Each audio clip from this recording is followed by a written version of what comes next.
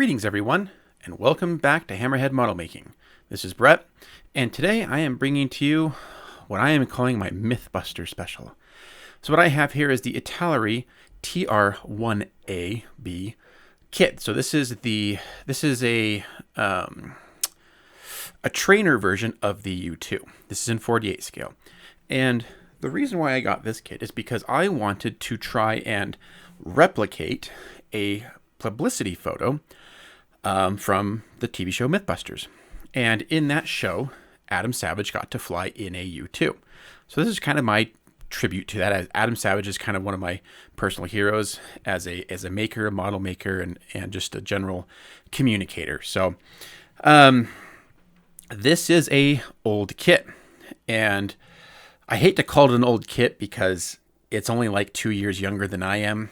And I don't necessarily consider myself old, but in the modeling world, this is an old kit. It was tooled in the early 80s, and it really shows its age. Very simplified details, raised panel lines, terrible fit. And you can see here I'm actually having to fill some massive sink marks in the seats using some two-part epoxy called green stuff. And I think it might be kind of obvious why it's called green stuff. But when it comes to filling something like this deep pocket here, green stuff really is the best way to go because it doesn't shrink. It gives you good working time. You can sculpt it. You can do all kinds of things with it. So here I am just basically filling in these sink marks on both the seats. You'll notice I'm using a lot of water. The green stuff putty, when it's malleable like this, it's kind of sticky, so you use water to keep it from sticking to like your fingers or your tools or whatever.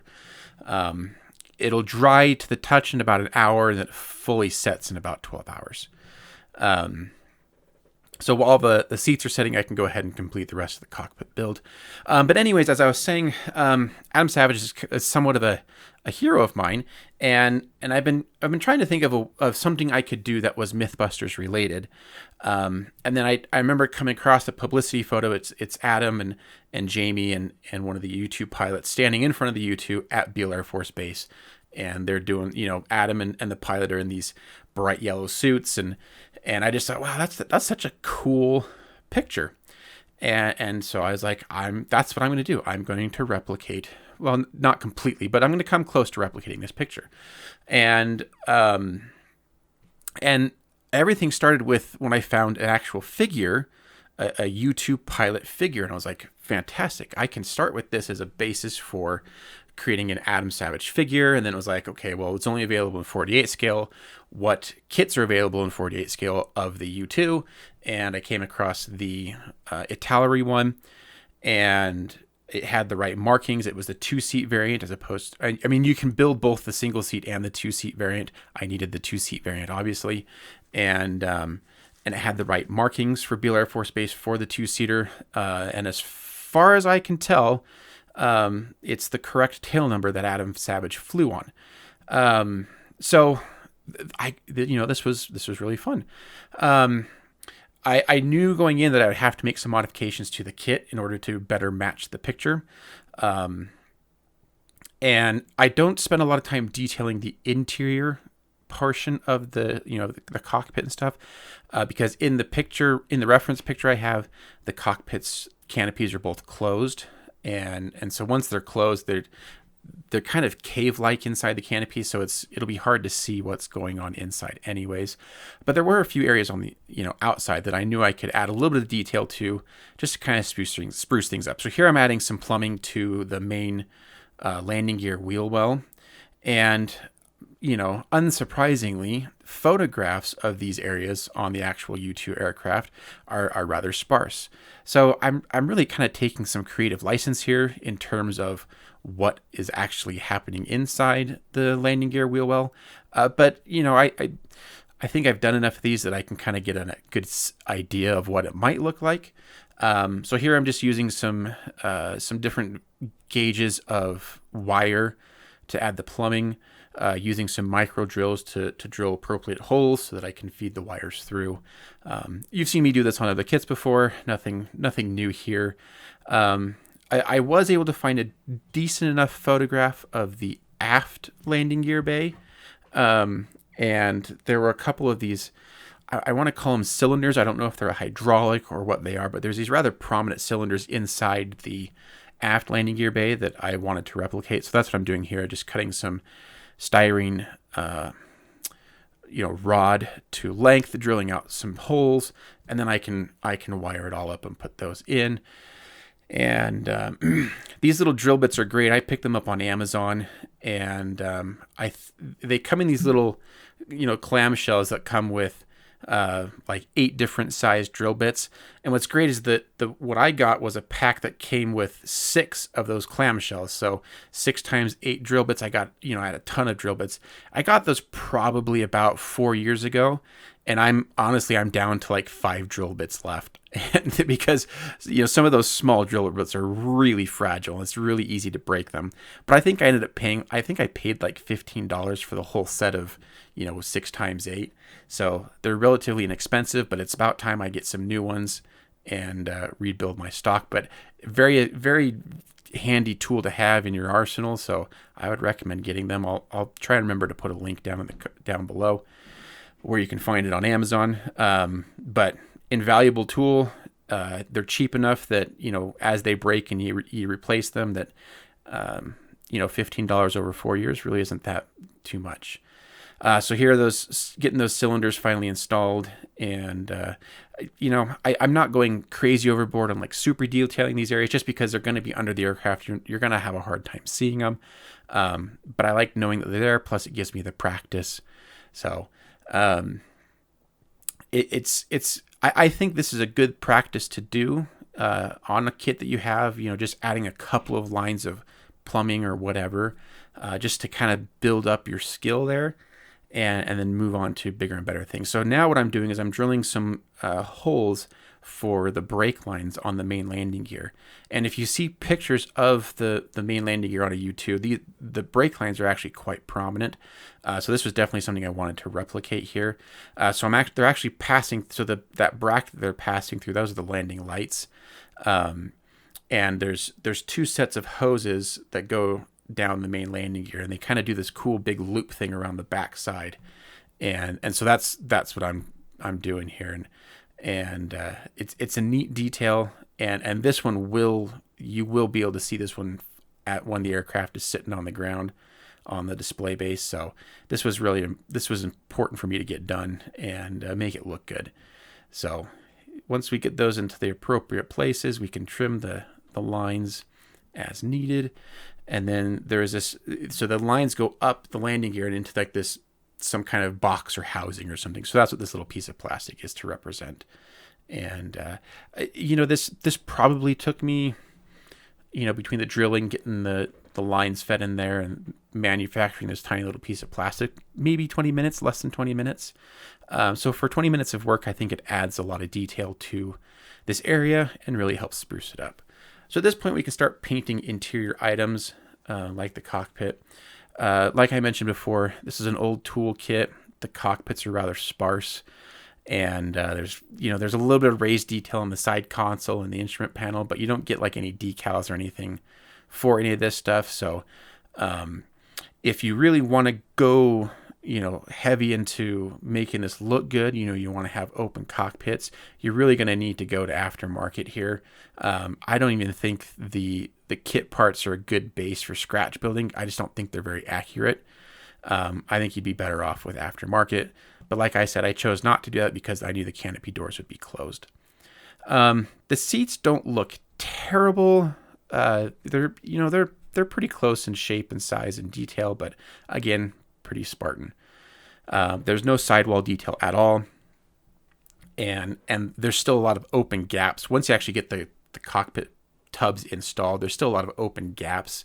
So just be careful when you're doing your interior painting that you're not leaving bright spots of whatever in there to shine through.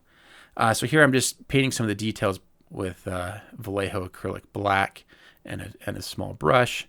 I wasn't terribly concerned on being, super clean here. I don't normally like painting instrument panels. I feel like I'm really terrible at it.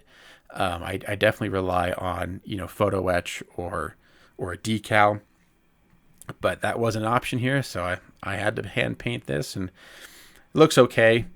I didn't go crazy on the detail. Basically, it's just black paint over the gray, and then I give it a wash later. Painting up the ejection seats. You can see here that there's actually seat belts molded on. That's, I mean, that's a little bit of a plus there. You don't get that very often. They're pretty. The relief on them is pretty shallow, so you got to be careful picking out that detail. But they're there. That's I'll give Italeri a point for that. And I do like these older style ejection seats, with the red headrests and stuff. It adds a lot of cool color to an otherwise boring area of the aircraft.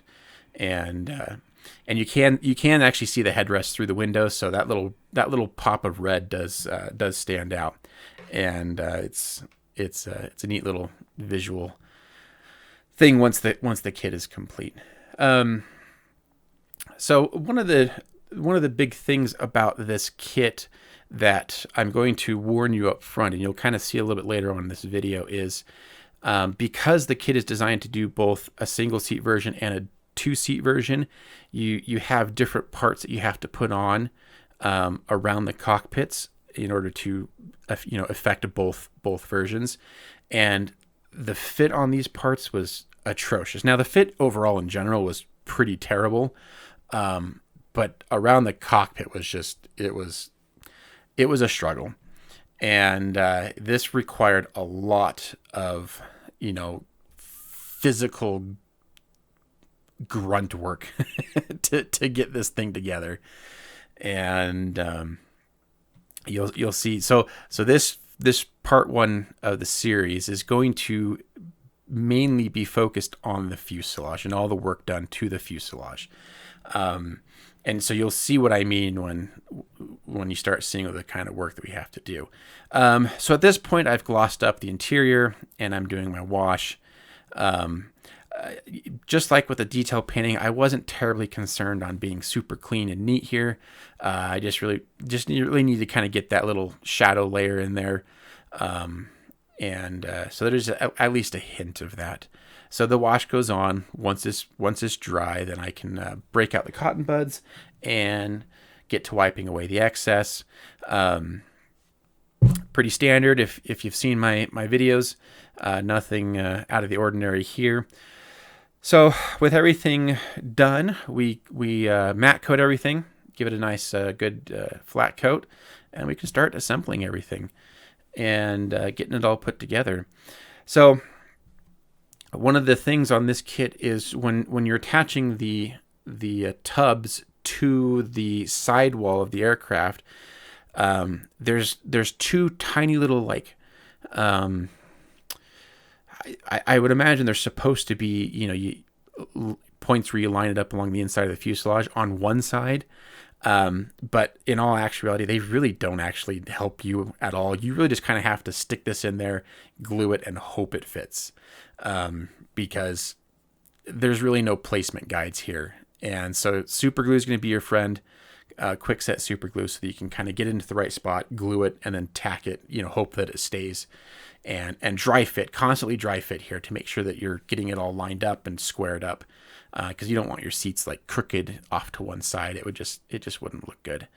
So we started to get the landing gear wheel wells put in there. There's not a lot that goes inside the fuselage other than the cockpit and the wheel wells. So it doesn't take you very long before you can get everything closed up. There are two clear parts here provided for the what would be the cameras on the spy plane. The whole reason why it is a spy plane. The clear parts here are really thick, so don't expect to see anything. And they absolutely did not sit flush whatsoever. They had very little positive connection points. You just kind of have to slot them in there and hope they fit. And so I ended up having to sand those and polish those smooth to the fuselage, and it turned out all right. So here I'm just gluing all the fuselage halves together. The actual fit of the two fuselage halves was okay. There weren't huge gaps, but there were areas. There's no locator pins at all, so you just kind of have to line it up. Here's this part goes over the second, the aft cockpit, and that was a bear to get on. You have a separate nose cone. So this goes together, and then it fits onto the front of the aircraft. All of these separate parts, you have the nose cone, the fuselage has the part that goes over the canopy. Eventually you have the intakes. They all leave really large gaps and seams. And even if you're trying to sand them and fit them good, it just leaves massive gaps. So be aware of that. You're going to be doing a lot of filling and sanding on this kit. I made the decision early on that I was going to rescribe out all the panel lines. So that actually kind of helped me, because that way I was just able to sand and fill with impunity and not have to worry about ruining the raised panel lines. And honestly, the shapes on this aircraft are rather simple. The fuselage is a cylinder, the wings are just really large, flat rectangles, basically. So rescribing on this kit is probably a good place to try scribing. Here you can see that the intakes are actually completely blanked off. You get no detail in there whatsoever, and they're rather large, so you can see down in there. But fortunately, the reference picture shows that they had FOD covers on the intakes, and the kit provides templates to create FOD covers. So this is awesome, and so that's a really nice detail that they provide that. So here you can see I've started the sanding process, and I am starting with a really mean grit here. This is 220 grit, and really this is just in there to hopefully try and level off some of these seams here. I wasn't concerned about being gentle or kind. This is how you get rid of a lot of plastic really fast. I also come in there with a jeweler's file as well. Yeah, here's the file to get into some of the more stubborn parts, but this also has a really nice grit to it, and so it'll remove plastic really quickly. But I think on this kit, between the fuselage and the wings, I probably spend a good what feels like 10 hours just sanding this thing. There was just it needed so much work to get the seam lines gone, to remove all of the panel lines, get it all smooth. And this was a challenge. So I'm used to doing more modern kits, and I try to stay away from kits that are over 30 years old, unless it's a kit that I know still holds up today. So this is probably the oldest kit that I've built in a long time, and I'm not sure I want to go through this again, but it was necessary for the vision that I had. So here you can see I'm sanding up the nose. You got lots of seams running up and down the middle, along the side of it. And so there's just a lot of work that needs to be done on this kit in order to get it halfway presentable. But basically I went over this whole thing with this heavy grit sandpaper, and once I was to a point where I was happy with, where the seam lines were, then I could actually start going with some finer grit sanding paper and really starting to, even everything out. So this is going to help me. So this is one thing, taking off the panel lines, but also kind of showing me where's my trouble spots going to be? Where am I going to need to use filler? You can see I've actually been started standing over those photography windows on the bottom. Here you can see all the sanding I had to do on this top part, I had to put this insert in on the top. This required, between this and the actual intake connection, this was the most sanding, and it took so much. And these parts are hard because these are some compound curves here that really tried my patience. But I try to do as much sanding as I can of the plastic first before I start using filler. So that's why I was being pretty aggressive with that. But now that I've got most of that done, I can start bringing in the filler. So I'm just using the Tamiya white putty. This is my favorite putty type filler.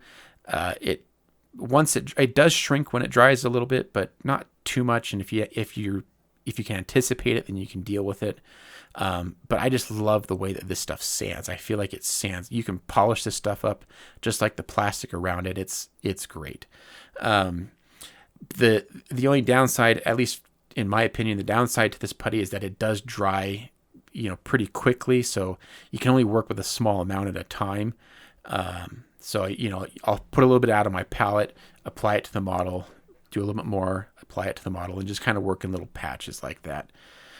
And that usually gets me to where I want. But you can see here just how much putty I'm putting on here, and then we sand. And so this was just really a repetitive process of putty, sanding, putty, sanding, putty, sanding, primer, check for, spots that I need to keep doing, and then more putty, more sanding, more putty, more sanding. And so it took a while. So while we're letting some putty dry here, I'm going to show you how I made the FOD covers. So I mentioned before that they provide you templates in the instructions to make FOD covers, right? And that was my intention, was to use those. However, once I cut those out, I discovered that they actually don't fit the intakes. Like, they're completely the wrong shape, the wrong size, don't fit whatsoever. So I take back what I said earlier. It's pointless to put those in there if they don't actually fit. So so busted out the green stuff again and pushed it in there and just slowly working it around to kind of flatten it out and even it out. I wasn't necessarily worried about having a super smooth texture, because if you actually look at the FOD covers on the reference picture, they're kind of got a rough shape to them, or a rough surface, so it works out. So here I'm fitting the intakes onto the fuselage, and you can see I've actually laid down some red primer. The red primer was invaluable against the black plastic in seeing where I needed to continue working on sanding and puttying, because as I was sanding it away, it would expose the black, and it was really nice using the red primer. My normal primer is black, obviously, but black primer on a black plastic just doesn't work very good. So in between sanding sessions, I started working on rescribing. So here you can see I'm just using some Tamiya tape as my template, and then just using this micro saw to work my way around the circumference of the fuselage. And it's pretty simple. I really like using these little razor saws as a scribing tool, as opposed to more dedicated scribers. I find these easier to work with. And instead of, like pushing the plastic aside and creating ridges, this removes the plastic in a nice, kind of square shaped profile, as it were. So once I've gone around it a couple times, and you can see the panel line there. And again, another good reason for the red primer is it's easy to see the panel line I described. I had to make a couple of templates out of some plastic in order to kind of create these little square hatches or openings or panels or whatever they are on the side of the fuselage. So I used this template around a couple places. You can buy metal templates from hobby shops that do the same thing. So useful. So now I'm just practicing fitting the canopies, and surprisingly, of all the things that actually fit well on this kit, it was the canopies. And I had very little issue with the fit of the canopy. But one of the glaring problems is there's no combing panel for the instrument panel, for the front panel at least. It's just kind of this weird open space there. And so I busted out the green stuff once again, and using that to kind of fill in and bulk up this area directly behind the instrument panel, so there just wasn't this weird empty space there. So again, one of the nice things about this green stuff epoxy putty is that it doesn't shrink, or there's very little shrinkage to it, but pretty much it doesn't shrink. And you can smooth it out. You have like this about an hour of workable time with it, where you can sculpt it, knead it, whatever you want with it, smooth it out. But then once it dries and once it's really solid, then you can sand it. You can carve it just like any other material. So it's very versatile and easy to work with. So once it dried, I was able to paint it black, blend it in with the rest of the instrument panel here. And then I'll be able to get the actual canopies installed. So this was just kind of the last step before getting that done. And this, obviously the actual green stuff here isn't necessarily super accurate to the actual aircraft, but I think it's a huge improvement over just having that weird blank space there. So now we can attach the canopies. And again, these actually fit really well, all things considered, and are actually relatively clear. You can see in there pretty well. and it's got good demarcation for the actual clear part versus, canopy frame, things like that. So I'll give them some props here, Italeri some props here. You can also see all my sanding work on the and putty work on the intakes there, and that connection point that required a lot of sanding sessions to get that blended in. And even then, looking back now at the completed model, I can still see a few little ghost seams in that area. So if you ever decide to build this kit, just please be aware of that. It requires a lot of sanding work. So here I'm just prepping the canopies for masking. So I'm using the Tamiya tape to kind of go around the frame, the outline of the frame here. When doing this kind of canopy masking, make sure you're using a fresh blade. If you're using a dull blade, you'll probably just end up scratching the canopy more than you're actually doing any good. And with a sharp knife, it requires less pressure to cut the tape, and you're less likely to scratch your clear part. So just keep that in mind whenever you're masking canopies. Make sure you're always using a fresh blade. I actually have 2 or 3 knives, X-Acto hobby knives, as part of my toolkit, and I have one that almost always has a fresh blade in it that pretty much I use just for doing things like this. And then I have another one that I use for just my normal, hobby applications. And so I'm constantly switching between the 2 knives just so that that way I'm not wasting blades. I'm not throwing away a blade that may not necessarily be fresh but still is usable. So I kind of recommend doing that in general, is having at least 2 knives. One with, usually one with a fresh blade and one with just for your normal hobbying. I actually have 3 because I have a third one that has a razor saw installed in it instead of a blade that I can use for scribing and cutting resin parts off their pouring blocks, things like that. So, but whatever works for you and whatever your budget allows. Obviously, you can make do with just one knife just fine. But just a little tip that I find useful.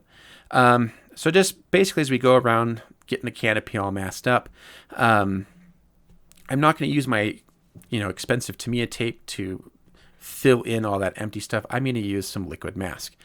And this is useful for filling in those center parts because it gives you one good solid mask over the clear part. You can apply it overlap the tape so that there runs very little risk of actually getting any overspray onto the clear parts.